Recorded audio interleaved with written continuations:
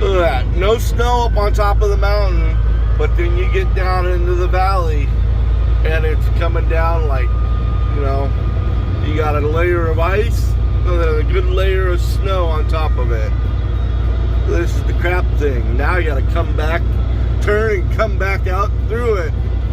Oh, Oregon, you suck. Why don't you run a plow truck every once in a while? Maybe some de-ice or... Oh, that would be bad for the environment. Damn it. It's gonna be a long drive.